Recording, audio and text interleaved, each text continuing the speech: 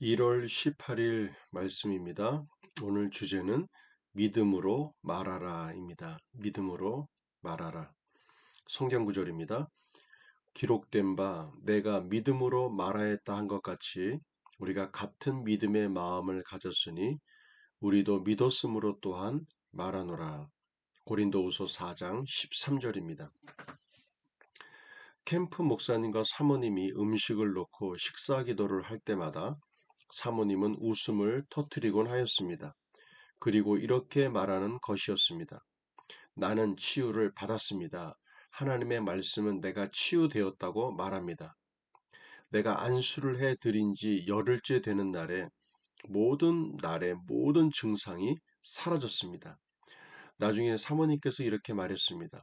목사님께서 저에게 안수하셨을 때 제가 치유된 것을 하나님의 말씀에 따라 알고 있었어요.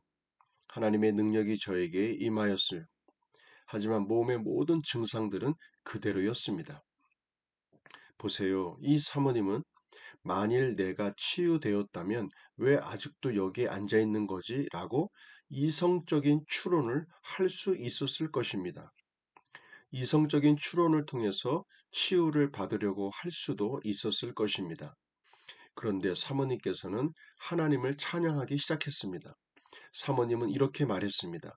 제가 건강한 것이 너무도 기뻐요. 제가 걸을 수 있다는 게 너무 기뻐요. 이 의자에 더 이상 묶이지 않게 된 것이 너무너무 기쁩니다. 사모님은 베드로전서 2장 24절 말씀을 믿었기 때문에 믿음으로 말하였던 것입니다. 오늘의 주제인 믿음으로 말하라. 믿음으로 말하라. 믿음을 갖고 말하라. 증상을 말하는 것이 아니라 믿음으로 말하라. 하나님의 말씀을 근거로 하여 믿고 있는 그 믿음으로 믿은 대로 말하라는 겁니다. 믿고 있는 대로 말하라.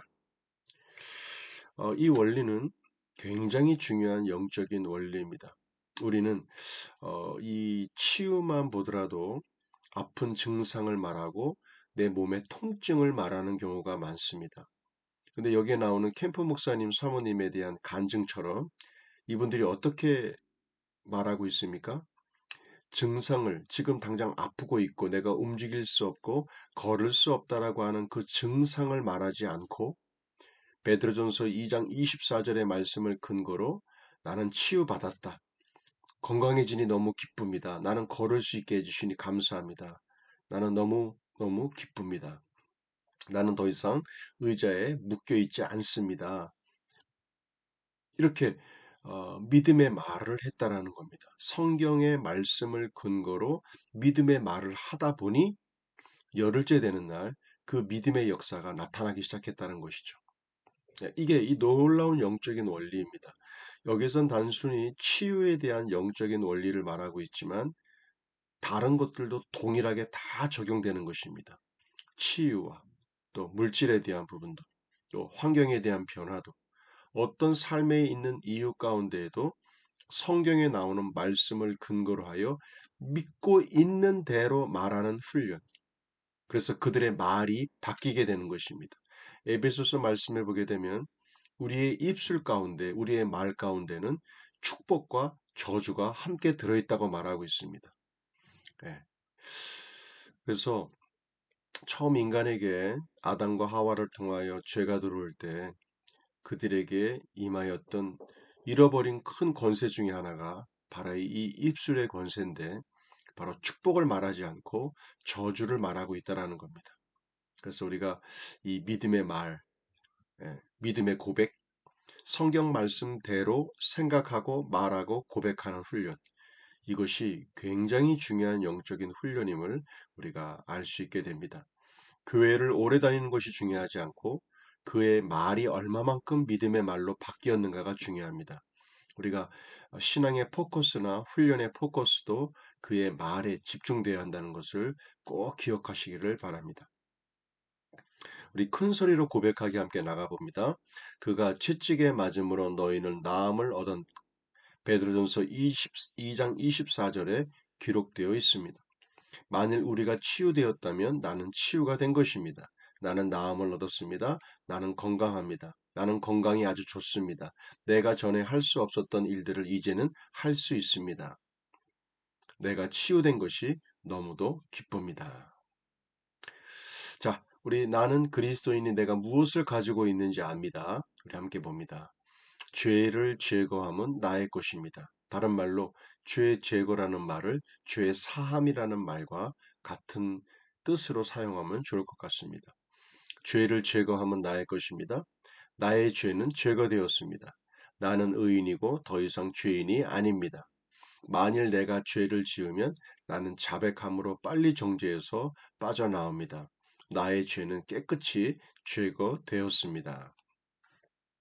마태복음 26장 28절 이것은 죄 사함을 얻게 하려고 많은 사람을 위하여 흘리는 바 나의 피 곧 언약의 피니라. 많은 사람의 죄 사함을 얻게 하려고 흘리는 나의 피다. 그래서 예수님의 피는 곧 나의 죄를 사하는 피가 된 것이죠. 그래서 우리가 예수의 보혈을 찬양하고 예수의 보혈을 의지하고 믿고 나아가는 것은 나의 죄의 사함을 얻은 감사함이 있기 때문입니다. 마태복음 26장 28절 말씀 꼭 기억하시길 바랍니다. 자, 오늘 전도 폭발 내용입니다. 영혼권은 하나님의 마음입니다. 영혼권은 하나님의 심장입니다. 영혼을 구하기 위한 그들의 마음속에 있는 그런 마음이 있다면 그것은 곧 하나님의 마음인 것입니다. 자, 오늘 주제는 자녀의 권세입니다. 여러분 모두를 축하합니다. 예수님을 영접한 여러분들은 지금 이 시간부터 하나님의 자녀로 새롭게 태어나게 되었습니다. 하나님께서 여러분들을 눈동자처럼 보호하고 지키실 것입니다. 여러분들이 기도할 때 하나님은 반드시 들어주실 것입니다. 왜 그렇습니까? 우리가 하나님의 자녀이기 때문입니다. 영적 기도입니다. 예수님, 나는 죄인이었습니다. 예수님이 아니면 멸망받을 수밖에 없는 죄인임을 알았습니다. 나의 죄를 대신하여 십자가에 돌아가셨음을 믿습니다. 이제부터 예수님을 나의 구원자로 모시고 살겠습니다. 제 마음에 오셔서 저를 다스려 주시옵소서. 예수님의 이름으로 기도드립니다. 아멘. 자, 오늘 믿음으로 말하라. 믿는 대로 말하라. 믿고 있는 대로 말하라. 이 중요한 영적인 원리를 잠시 다루었습니다. 오늘도 믿음의 말을 통하여 선포를 통하여 환경을 변화시키는 놀라운 승리의 시간들로 함께 하시기를 기도합니다. 수고하셨습니다.